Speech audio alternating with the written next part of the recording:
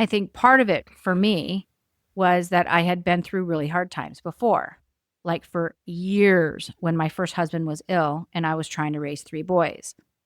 So I knew while all this tough stuff was happening, one after the other, that it would be okay. If you're struggling right now, no matter what, it will be okay. It may not be what you wanted, or it may not be what you've planned, but if you can learn to pivot and accept change, lean on those who are there for you, and just keep creating action by doing what needs to be done, you'll come out on the other side of things okay. Welcome to Your Landlord Resource podcast. Many moons ago, when I started as a landlord, I was as green as it gets. I may have had my real estate license, but I lacked confidence and the hands-on experience needed when it came to dealing with tenants, leases, maintenance, and bookkeeping. After many failed attempts, fast forward to today, Kevin and I have doubled our doors and created an organized, professionally operated rental property business. Want to go from overwhelmed to confident? If you're an ambitious landlord or maybe one in the making, join us as we provide strategies and teach actionable steps to help you reach your goals and the lifestyle you desire, all while building a streamlined and profitable rental property business. This is Your Landlord Resource podcast. Well, hello, landlords. Welcome back to the Your Landlord Resource podcast. I'm your host, Stacie Casella, and I'm here with my co-host, Kevin Kilroy. Happy to be here. We are very excited because this is our 100th episode. And I'll tell you, when we started back in March of 2023, we had no idea what we were doing for the podcast part, not the landlord stuff. I was going to say, hey, wait a minute. Yeah, no. We had no idea what it meant to be podcasters. And we didn't even know if we would have enough content to make it a year, much less 2. But here we are, and we're working hard for all of you guys. It takes a lot of time and research to make sure what we want to discuss is presented in a way that you guys can understand and relate to. Yeah, I will say that Stacie does a lot of the research and writing, and I'm more on the production side. So I get to sit with my headphones on after we have recorded and edit each episode and make sure it gets posted. My job is fairly easy compared to Stacie's, but we do sit and have discussions about each episode and what we need to cover so you can all learn something. Our goal is for you to learn one new landlord tip on each episode, so hopefully that's happening. And we do get a lot of our ideas and content from you all as well, so keep emailing us ideas for subjects you'd like to learn more about. So, 100 episodes. Oh, and before I forget, make sure you listen to the end. We're doing a giveaway, and we'll tell you all about it when we wrap up this episode here. But yeah, we have shared mistakes made, wins celebrated, and lessons learned. You know, landlord life isn't always easy, and what we want to focus on today is how to stay motivated when life gets hard. And this is not just landlord life, this is life in general. For us, as soon as we get our plates full on the personal home front, something goes wrong with one of the properties. As soon as we think, all right, we can relax a little, let's plan a vacation, something comes up that we need to handle with one of the rentals. It never fails. We might have told you this story before, but Kevin and I were working a lot on the Sacramento Sixplex a few years ago, and I'll never forget this.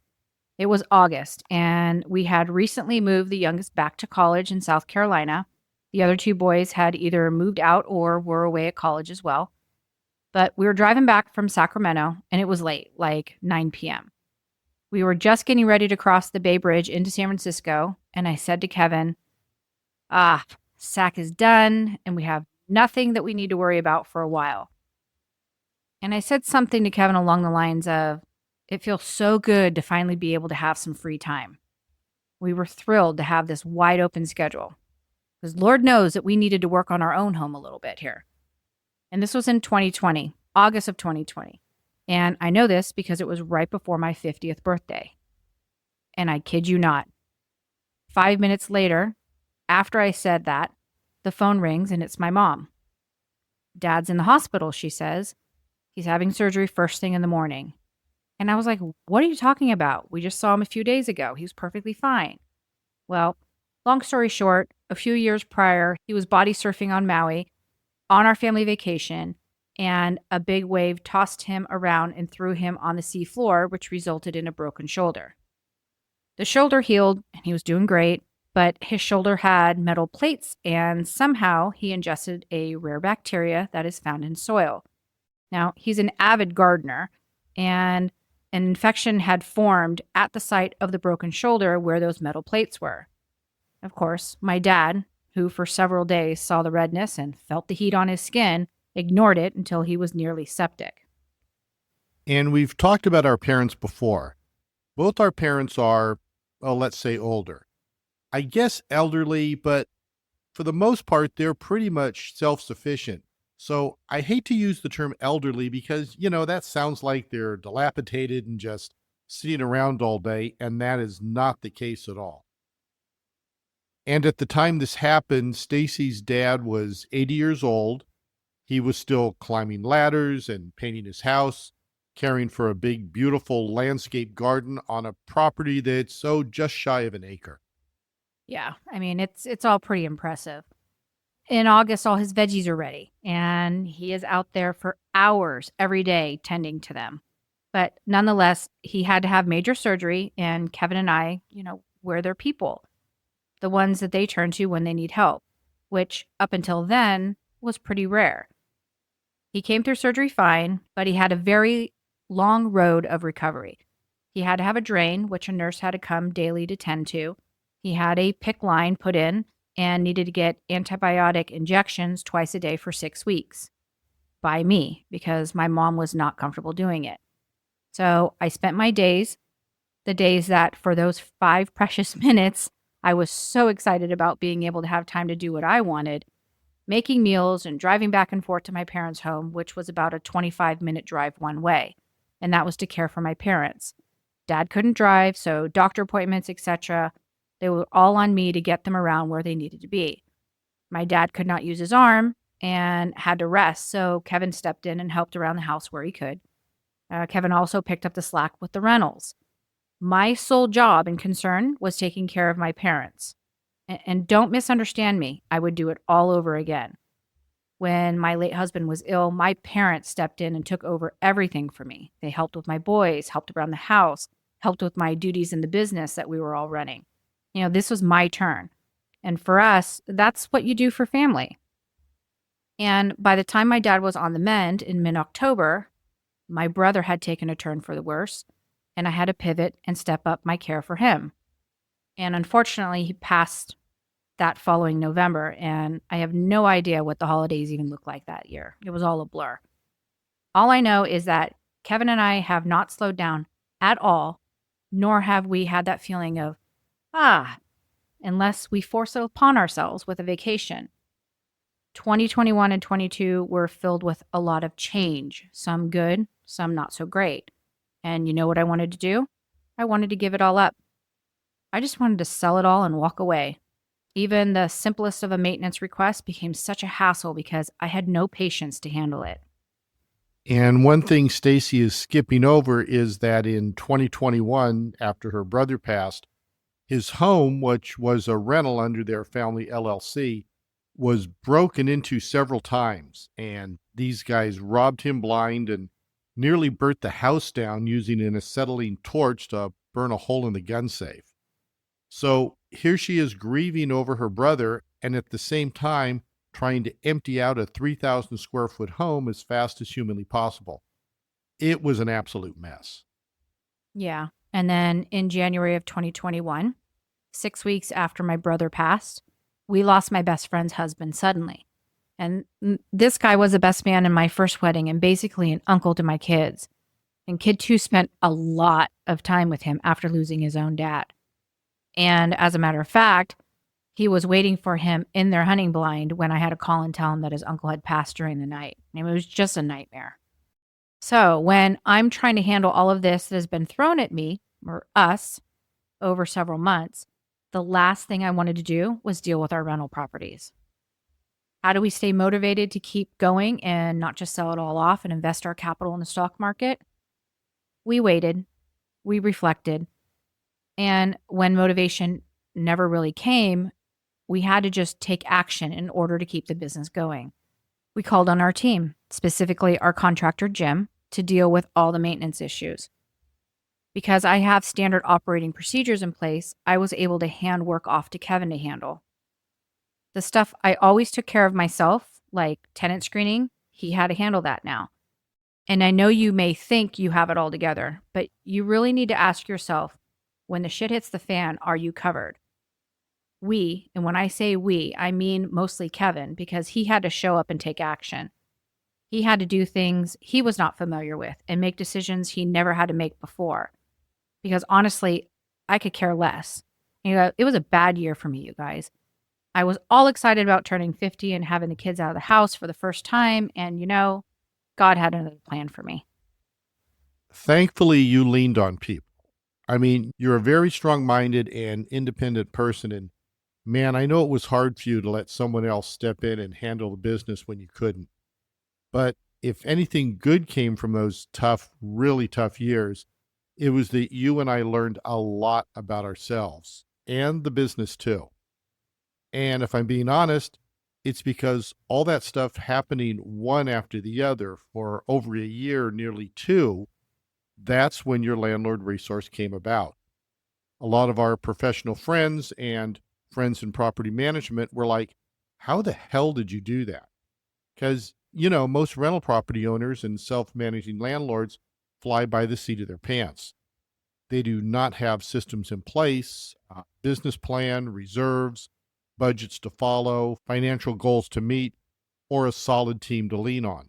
And thank goodness you had the wherewithal to have that business running like a well oiled machine when all this happened. You literally were able to hand me the quote unquote Bible to your business and let me handle stuff. Did this mean I just took over? No way. Come on now. If you know Stacie well enough, you should know she still had her hands in there. She was able to take a back seat and let me drive for a few months, but I'll tell you, she was still in the car and giving me directions. And thankfully, as she mentioned earlier, we had just finished a huge project on the sixplex and the units were all occupied. Well, until that one tenant had the fruit fly infestation and we had to ask him to leave. Those were fun times. Right. That happened that year too, didn't it? Yep. And then the flood in Chico in October of 21. Holy crap. That was a bad couple of years. And for all of you who are like, wow, that's tough, when 2022 came along, being optimistic, we were like, okay, it's a new year. Time to start over. Kid 2 had just moved to Idaho the previous summer to live with his college buddies who had moved there after graduation. He reached what, 4, maybe 5 months of living there, and he just loved it. I mean, he's the outdoorsman, so the mountains were perfect for him to go hiking and mountain biking, all things outdoors. So now it was time for him to buy his first home. So we were back there, I believe it was early February, driving around and looking at single family homes that he had picked out. And the phone rings. It's Stacie's mom. All right, her dad was fine, but she had gone to the doctor and had just been told she had breast cancer. I mean, talk about the world stopping. We helped Kid 2 decide on his first home purchase and finished out the trip so we could get back home as soon as possible to do the parent health thing all over again. I mean, Stacie did not miss one appointment, and to this day, she still doesn't. To say our world was centered around the situation for the next 3 to 6 months is an understatement. And her mom was very lucky. They caught the cancer early, were able to do surgery, and she did not have to do any chemo or radiation. But the surgery was a big challenge, and we are grateful it ended with that. Yeah. So for all our female listeners, my mom was 84 when she got her breast cancer diagnosis. Please get your annual mammograms and don't stop just because you think you're too old to get it. And although we had some challenges since that time, they were nothing near as scary or emergent that took us out for months. And I'll tell you, I know that good and bad times ebb and flow through all of our lives, but this couple of years was tough. Thankfully, I was able to keep my head above water. I think part of it for me was that I had been through really hard times before, like for years when my first husband was ill and I was trying to raise three boys. So I knew while all this tough stuff was happening, one after the other, that it would be okay. If you're struggling right now, no matter what, it will be okay. It may not be what you wanted, or it may not be what you've planned, but if you can learn to pivot and accept change, lean on those who are there for you, and just keep creating action by doing what needs to be done, you'll come out on the other side of things okay. If I could give one piece of advice, it would be to not make any big decisions until you are through with whatever hard time you're going through. I mean, how many times did I tell you I just wanted to sell it all? Many times. I mean, many, many times. You even went so far as to work out a plan on what it would look like. And if I recall, the plan was not what you had hoped. Right. I mean, we are older. We are established with a home and a family around us. We have people who depend on us. And sure, we could have sold it all and paid a ridiculous amount of money in capital gains taxes. We could have moved to Hawaii or Florida, lived in a little hut for all I cared. I wanted to get rid of all the responsibility, but it would have just followed me. And let's be real, I need to have something going on. I can only sit around for so long before I start needing stuff to do. Well, Kid 2 in his new duplex is a perfect example of that. That started what, back in January? He texted about the property and we helped him run the numbers and even flew out there to walk it with him in February. By the end of March, the property had closed and we were raring to go to get back there and work alongside him to fix it up and get it ready to rent. You had spreadsheets and to-do lists and a file folder that's a foot tall with all the stuff needed to help him in that property. And I love it. And that's what I mean. I want to be able to do these things with my kids, regardless if it's rental properties or weddings or changing careers or moving away from us. I want to be their biggest cheerleader. You've been following that Instagram account Sailing with Phoenix lately. And for those of you unfamiliar with this account, there's this guy, he's young, I don't know, maybe early 30s. He received a diagnosis where he has a degenerative spine disease. I'm not quite sure what it's called, but he had a job and decided to just up and sell everything he had, depleted his 401k, and buy a sailboat to sail around the world. Just him and his cat. I I am a bit obsessed with that guy. And there's a little part of me that wishes we had the guts to do something like that. What if one of the kids wanted to do it? Well, I'd be worried, of course, but man, do it. I want them to go live their lives the way they want because before they know it, they're going to have a wife and kids. And yeah, people can live a nomad life with kids too. But as long as they're smart and have some investments to fall back on, I'd support my kids sailing around the world with their cat. I think by the time this episode airs, he will have made it from Oregon to Hawaii, and then he plans to live in Hawaii for a while to get his boat repaired and all set up for the next leg of his world tour. It is kind of a trip watching the videos of him all alone in the ocean. I mean, I'd be fine, I think, but I believe you'd go stir crazy. I I would have to have something to do, like write a book or something to pass the time. But the point of this episode is to share how we continued on with our journey as landlords when times were challenging. The mindset that is needed now in order to push through and stay motivated if a time comes along where you feel you want to throw in the towel. And let me tell you, the two things that saved my butt were that I had systems in place and I had someone to hand the work off to. It really is as simple as that. It's kind of like a living trust for your business. I mean, except if you pass your partner or heirs, can obviously do whatever they want with the business. But you know what I mean. When I say have systems in place, I mean, it can be as simple as making a list that you use and you go off of every day or every week, month, or year on what needs to be done. Now, this period of time was not a situation where I was completely removed. It was certainly not a time when nothing got done, but it was a time when scheduled projects were pushed back, and that was because other projects, like repairing my brother's broken windows and doors and fire damaged house, had to take priority. Our tenants had no idea that any of this was going on. Inspections still took place, repairs were made, renewals were done on time, all those things. And this is because for inspections and renewals, I have reminders on my phone. So we do inspections every spring and every fall, typically in May and November. In late September, my phone pops up with a notification to plan a day in November for inspections. That reminder keeps popping up weekly until I have the date set and can cancel that notification. I do this because I like to have 6 weeks to plan that one day. One, because we're busy, we travel. Like this November, kid one is getting married in Mexico, and we're going to be gone for a week. We come back and it's Thanksgiving. So I know that this year I need to do that inspection day early in the month or even move it back to late November. During this time, I have my nephew getting married out of state. We have homes in the mountains that need to be winterized, and that takes a few days in early November as well. So we need to plan that date well in advance around all the other things that we have going on. 2 weeks before that inspection, we email the tenants to let them know that the date has been set and ask if there are any maintenance issues that they need remedied. Doing this allows us plenty of time to schedule the necessary repair people for that day. We do each property inspection in one day, so we can have Jim on site to check for leaks, etc.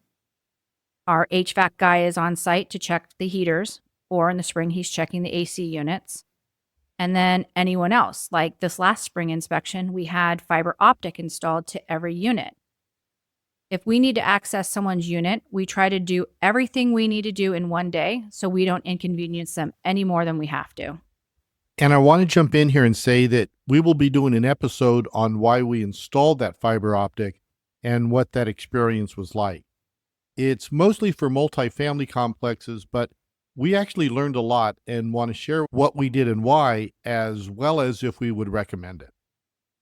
Yeah, we had a lot of aha moments with that internet installation. Yeah, it's not as cut and dried as you'd think. So keep an eye out for that episode. It should be the next one or the one following. To continue what Stacie was discussing, she has notes in her phone, reminders on her phone, like to set the inspection date, and a paper calendar that we use where we plan our weeks out a couple of weeks at a time. If something happens that uproots our lives and her or my focus comes off the day-to-day tasks, when we are then able to come back, even if it's only for an hour here and there, we can look at what we have coming up and go, yes, let's move forward with that. Or, nope, that's not a priority now. Let's table that for a later date. We did an episode early on about standard operating procedures, and it wasn't our top 5 most listened to episodes until recently, but I think it's definitely still in our top 10 most popular. If you want to give it a listen, you can go to landlordresource.com/episode 6. We break down why they are important and what we do. We will link it in the show notes as well. You know, the point of this episode was really to discuss how to stay motivated when you're not getting the results you want. And it seems we took a turn and are focusing more on how to work through your business during personal challenging times. Yeah, I can see we did go on a tangent about our tough couple years. But I guess my point is that we want to let you all know that even for us, landlord life is sometimes hard. It's not because the business itself, it's because of life itself. You know, thank goodness we are in a position with these rentals to be able to have the time we needed to care for my family in their time of need. Owning rentals gave us that freedom. Listen, we're going to table the information we wanted to talk about until next episode. We will cover how to handle when you feel your rental property business itself is not working out as you'd hoped or planned, because we have had those issues as well. Right? I mean, we're working through it right now with the Idaho property, and it's not fun times, you guys. Listen, we know a lot about being property managers, but we certainly don't know it all. and we absolutely are always learning. And that's what we wanted to discuss. So let's focus that on the next episode. All right. Well, then let's talk about our giveaway. Kevin and I have decided to start doing a little landlord or property management coaching on the side.